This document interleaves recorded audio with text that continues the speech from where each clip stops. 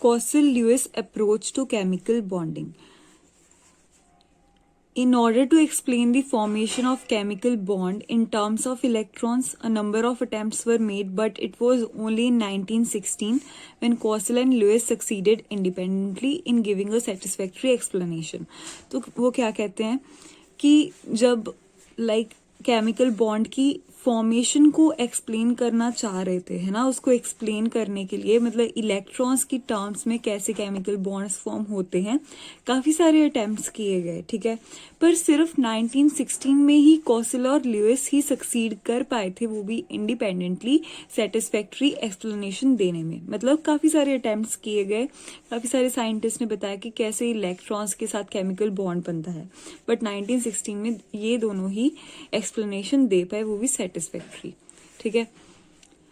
These were the first to provide some logical explanation of valence which was based on the inertness of noble gases। तो वो सबसे पहले थे जो logical explanation दे पाए थे, ठीक है, मतलब वेलेंस की लॉजिकल एक्सप्लेनेशन वो किस के बेसिस पर थी, इनर्टनेस ऑफ नोबल गैसेस। हमें पता है कि जो नोबल गैसेस होती हैं उनका जो आउटर मोस्ट ऑर्बिट होता है वो कंप्लीट होता है, मतलब उसका ऑक्टेट कंप्लीट होता है, 8 इलेक्ट्रॉन्स होते हैं, तो उसकी वजह से वो रिएक्ट नहीं करते किसी के साथ, इंडिपेंडेंटली एग्जिस्ट कर सकते हैं। यही होती है नोबल गैसेस की इनर्टनेस, ठीक है। उसके बेसिस पर लॉजिकल एक्सप्लेनेशन ऑफ वेलेंस मिल पाई थी, ठीक है। Lewis pictured the atom in terms of positively charged kernel and the outer shell that could accommodate maximum of 8 electrons। तो लुइस ने एक एटम को कैसे पिक्चर किया, एक पॉजिटिवली चार्ज कर्नल, ठीक है, उसका क्या मतलब है, कर्नल का उसमें न्यूक्लियस होगा प्लस इनर इलेक्ट्रॉन्स होंगे, ठीक है, क्योंकि इनर इलेक्ट्रॉन्स भी रिएक्ट नहीं करते, मतलब फॉर्म नहीं करते बॉन्ड्स वगैरह, ठीक है, तो उसको और न्यूक्लियस को साथ में पॉजिटिवली चार्ज कर्नल कह दिया गया। किसने कहा, ल्यूइस ने। तो क्योंकि न्यूक्लियस में न्यूट्रॉन्स और प्रोटॉन्स होते हैं, न्यूट्रॉन्स न्यूट्रल होता है, प्रोटॉन्स पॉजिटिवली चार्ज होते हैं, ठीक है, इसलिए पॉजिटिवली चार्ज कर्नल बन गया। ये तो एक पार्ट हो गया एटम का कर्नल, और दूसरा पार्ट आउटर शेल होता है, ठीक है, इसने ल्यूइस ने कहा था, और वो क्या करता है, मैक्सिमम ऑफ 8 इलेक्ट्रॉन्स को अकोमोडेट कर सकता है आउटर शेल, ठीक है। तो इस फॉर्म में एटम को पिक्चर करा गया। He further assumed that these 8 electrons occupy the corners of a cube which surround the kernel। तो उसने आगे क्या एज्यूम किया कि ये जो 8 इलेक्ट्रॉन्स होंगे वो एक क्यूब के कॉर्नर्स को मतलब जैसे एक क्यूब होता है उसमें 8 कॉर्नर्स होते हैं, है ना, ऐसे ही ये जो इलेक्ट्रॉन्स होंगे वो कॉर्नर्स ऑफ क्यूब की तरह एटम को ऑक्यूपाई करेंगे, मतलब ठीक है ना, विच सराउंडेड द कर्नल, मतलब कर्नल को जो सराउंड करते हैं, कॉर्नर्स ऑफ अ क्यूब की फॉर्म में इलेक्ट्रॉन सराउंड करेंगे, ठीक है।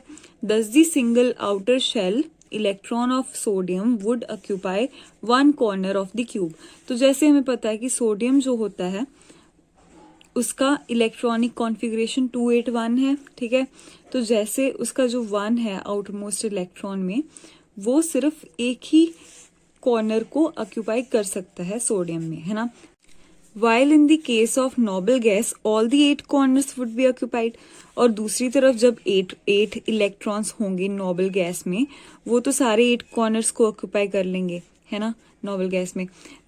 This octet of electrons represents a particularly stable electronic arrangement. तो ये जो ऑक्टेट होता है इलेक्ट्रॉन्स का, ये क्या रिप्रेजेंट करता है, एक स्टेबल इलेक्ट्रॉनिक कॉन्फ़िगरेशन। मतलब जिस एटम में आउटर ऑर्बिट में 8 इलेक्ट्रॉन्स होंगे, ऑक्टेट कंप्लीट हो रहा होगा, उसका मतलब कि उसकी जो इलेक्ट्रॉनिक अरेंजमेंट है वो स्टेबल है, ठीक है। Lewis postulated that atoms achieve the stable octet when they are linked by chemical bonds। तो जैसे हर एक मतलब जो एटम होता है उसमें तो स्टेबिलिटी नहीं होती, क्योंकि आउटर इलेक्ट्रॉन्स अलग अलग होते हैं सब में, जैसे सोडियम में 1 है, ठीक है, ऐसे ही मैग्नीशियम में 2 आ जाएगा, ऐसे ही सब में अलग अलग होते हैं, है ना। तो ये कैसे स्टेबिलिटी अचीव कर सकते हैं, केमिकल बॉन्ड्स की फॉर्म में जब ये लिंक करेंगे, ठीक है, तब उनको स्टेबिलिटी मिल जाती है। In the case of sodium and chlorine this can happen by transfer of an electron from sodium to chlorine. thereby giving the Na positive and Cl negative ions. तो सोडियम और क्लोरीन के case में ये कैसे होता है, जब sodium का एक इलेक्ट्रॉन ट्रांसफर हो जाता है क्लोरीन में, ठीक है, इसका एक इलेक्ट्रॉन ट्रांसफर हो जाएगा क्लोरीन में, क्योंकि क्लोरीन की इलेक्ट्रॉनिक कॉन्फ़िगरेशन कितनी 287, तो वो एक ही उसको चाहिए और वो 8 बनाकर मतलब +1 करके वो 8 हो जाएगा, तो उसका ऑक्टेट कंप्लीट हो गया, ठीक है। ऐसे ही जब सोडियम एक दे देगा फिर उसमें 8 रह जाएंगे, तो वो भी उसका ऑक्टेट मतलब कंप्लीट हो गया, स्टेबल हो गया। तो ऐसे ये ट्रांसफर हो जाता है इलेक्ट्रॉन्स का Na और Cl में। तो ऐसे Na ने दे दिया अपना इलेक्ट्रॉन तो उस पर पॉजिटिव चार्ज आ गया, Cl ने लिया तो उस पर नेगेटिव चार्ज आ गया, ठीक है। तो ये ऐसे फॉर्म हो गया इनका केमिकल बॉन्ड। तो इनको आयोनिक बॉन्ड्स कहते हैं, ये वाली एग्जाम्पल को, या हम आगे करने वाले हैं, ठीक है। In the case of other molecules like Cl2, H2, F2, etc., the bond is formed by sharing of a pair of electrons between the atoms. तो जो ऐसे molecules हैं इनके केस में क्या होता है, बॉन्ड्स बनते हैं। जैसे देखो Cl और Cl के बीच में बॉन्ड बना है ना, ऐसे हाइड्रोजन ऐसे इनका बॉन्ड बनता है। ये क्या है, इसका एक इलेक्ट्रॉन इसका एक इलेक्ट्रॉन पेयर बना के शेयर कर लिया उन्होंने, इन्होंने भी ऐसे किया, इनमें भी ऐसे ही होगा। तो ये sharing a pair of electrons होता है, ठीक है। ये इनके केस में इनको स्टेबिलिटी मिल जाती है।